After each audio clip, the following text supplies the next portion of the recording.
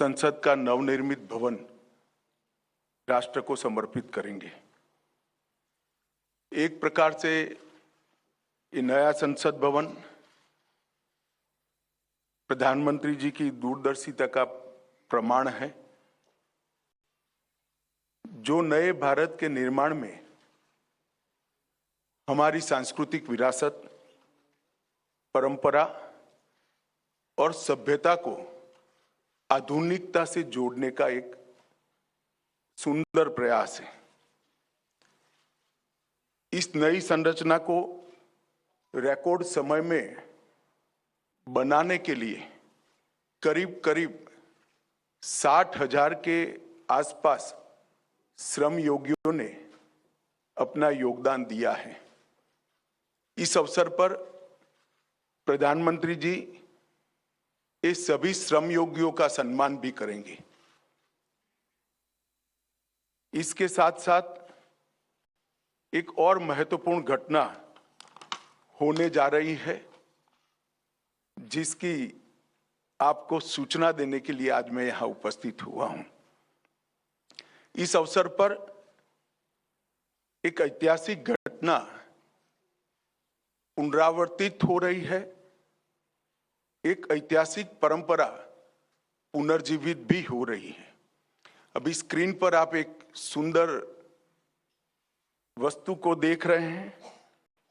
राजसी लगती है वस्तु, इसके पीछे युगों से जुड़ी हुई एक परंपरा छिपी है। इसको तमिल में सेंगोल कहा जाता है और इस शब्द का अर्थ संपदा से संपन्न और ऐतिहासिक है। आज मैं आप सभी को इसको साझा करने के लिए यहां पर उपस्थित हुआ हूं। यह एक हमारी बहुत पुरानी सभ्यता से जुड़ी हुई प्रथा है, जिसकी गहरी जड़ें देश की परंपराओं में समाहित है। आजादी के अमृत महोत्सव में प्रधानमंत्री जी ने जो कुछ लक्ष्य तय किए थे,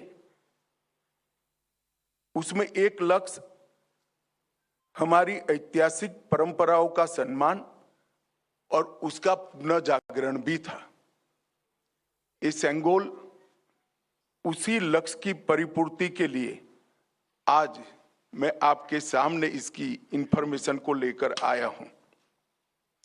ये घटना जुड़ी है आजादी की क्षण के साथ। 14 अगस्त 1947 की रात को एक बहुत महत्वपूर्ण ऐतिहासिक और अनोखी घटना ने आकार लिया था, जिसकी 75 साल के बाद आज देश के अधिकांश नागरिकों को जानकारी नहीं है। यह सेंगोल जो अभी आपने स्क्रीन पर देखा था, उसने हमारे इतिहास में एक अहम भूमिका निभाई है और ये सेंगोल अंग्रेजों से भारतीयों के साथ सत्ता के हस्तांतरण का एक प्रतीक बना था।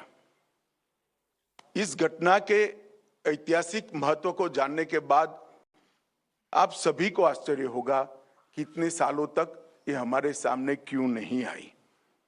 जब इसकी जानकारी प्रधानमंत्री जी को मिली, इस पर गहराई से विचार करने के बाद प्रधानमंत्री जी ने इसकी गहन जांच के आदेश दिए और फिर निर्णय लिया कि गौरवमयी प्रसंग को ध्रुव तारे के समान, परंपराओं के ध्रुव तारे के समान देश के सामने रखना चाहिए। इसीलिए हमारे नए संसद भवन के लोकार्पण के दिन को चुना गया। अब मैं थोड़ा इस घटना के बाद में आपको बताऊंगा। 14 अगस्त 1947 की रात को लगभग 10:45 पर पंडित जवाहरलाल जी ने विशेष रूप से तमिलनाडु से आए हुए अधिनम से सेंगोल को स्वीकार किया था। उन्होंने इसे अंग्रेजों से भारत को सत्ता प्राप्त करने के प्रतीक के रूप में पूर्ण विधि विधान के साथ स्वीकार किया था। पंडित नेहरू ने 14 अगस्त की रात को अपने निवास पर कई नेताओं की उपस्थिति में सेंगोल स्वीकार कर सत्ता के हस्तांतरण की प्रक्रिया को एक प्रकार से पूरा किया था, जिनमें श्री राजेंद्र प्रसाद भी थे, जो बाद में हमारे राष्ट्रपति बने। ये घटना क्यों और कैसे हुई, हम सब जानते हैं कि सन 47 में भारत को आजादी देने का जब निर्णय हुआ, तब लॉर्ड माउंटबेटन को इस प्रक्रिया को निर्विघ्न समाप्त करने के लिए भारत के वाइसरॉय बनाकर भेजा गया। जब ये प्रक्रिया करने का समय आया, तब लॉर्ड माउंटबेटन क्योंकि इंग्लैंड से आते थे, इनको हमारी सांस्कृतिक और पारंपरिक व्यवस्थाओं की जानकारी नहीं थी। इनको हमारी सांस्कृतिक और पारंपरिक व्यवस्थाओं की जानकारी नहीं थी। उन्होंने पंडित जवाहरलाल नेहरू जी को ये प्रश्न किया कि ब्रिटिश से भारतीयों के हाथ में सत्ता का हस्तांतरण के प्रतीक के रूप में कौन सा विशिष्ट परंपरागत समारोह का आयोजन किया जाना चाहिए। पंडित जी भी कंफ्यूज थे। उन्होंने थोड़ा समय मांगा और कहा कि मैं साथियों से चर्चा कर आपको इसके बारे में जानकारी दूंगा। पंडित जवाहरलाल नेहरू जी ने चर्चा करने के लिए अपनी पसंदगी बहुत अनुभवी स्वतंत्रता सेनानी, दार्शनिक, भारतीय परंपराओं के जानकार, इतिहास के मर्मज्ञ ऐसे विद्वान श्री राजगोपालाचारी पर नियुक्त की, जिनको हम राजा जी के नाम से जानते हैं। उन्होंने ये बात को राजा जी के सामने रखा। राजा जी ने अनेक पुराने ग्रंथों का अभ्यास कर, अनेक प्रक्रियाओं को स्टडी कर साम्राज्यों के समय में सत्ता के हस्तांतरण की प्रक्रिया का एक सटीक इतिहास रेखांकित कर इस सेंगोल की प्रक्रिया को चिन्हित किया और पंडित नेहरू को बताया कि हमारे यहाँ हमारी परंपरा में इस सेंगोल के माध्यम से सत्ता के हस्तांतरण की प्रक्रिया को अधिकृत किया गया है। और इस प्रकार ये प्रक्रिया तय हुई और पंडित नेहरू ने पवित्र सेंगोल को तमिलनाडु के अधिनियम से स्वीकार कर अंग्रेजों से भारतीयों के हाथ में सत्ता के हस्तांतरण को आकार दिया। वो ही क्षण था जब पंडित नेहरू ने सेंगोल को स्वीकार किया, जब हम जिसको स्वतंत्रता कहते हैं, इसका सटीक स्तंभ था। इस अनुष्ठान का उद्देश्य इस तथ्य का स्वीकारीकरण है कि भारत में विदेशी शासन भारत के लोगों के पास एक ऐसी आध्यात्मिक प्रक्रिया से आई जो प्राचीन और भारत की सुदृढ़ परंपरा है। पंडित नेहरू ने इस अनुष्ठान के संपादन के लिए दक्षिण के मठाधिपति को स्वीकार कर आगे चले, जिससे पता चलता है कि उनका उद्देश्य भारत की भावात्मक एकता और आध्यात्मिक एकीकरण का था।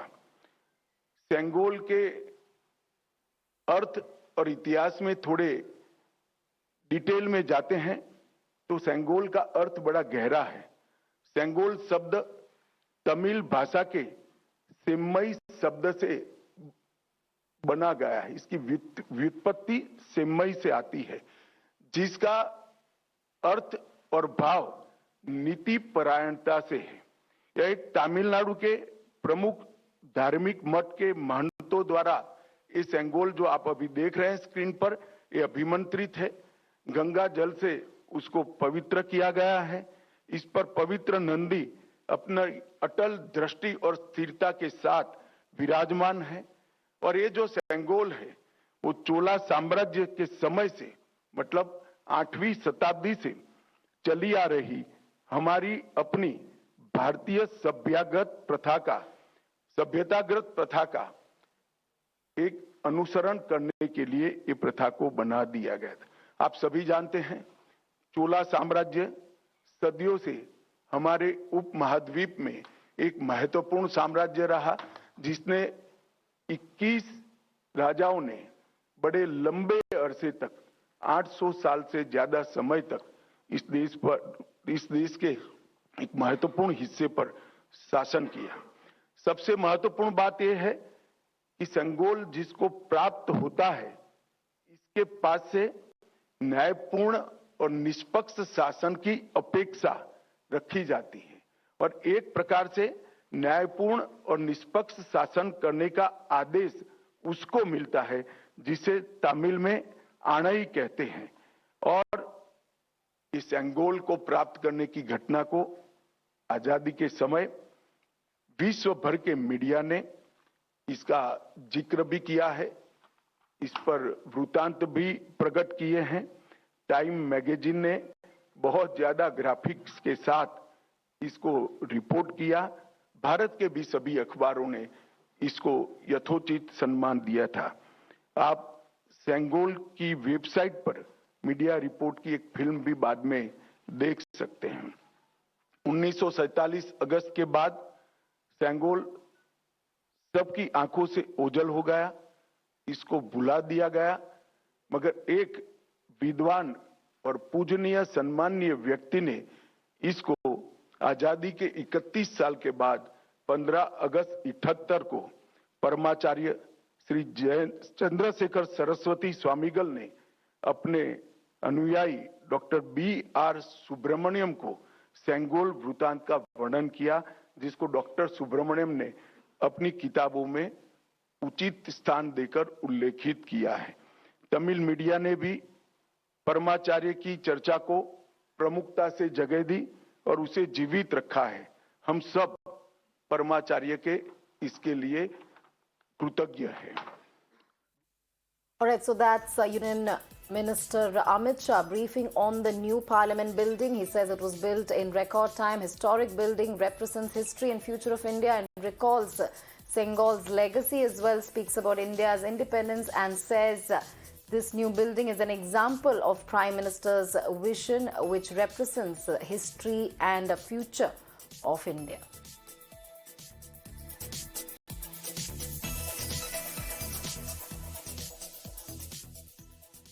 Let's get to more breaking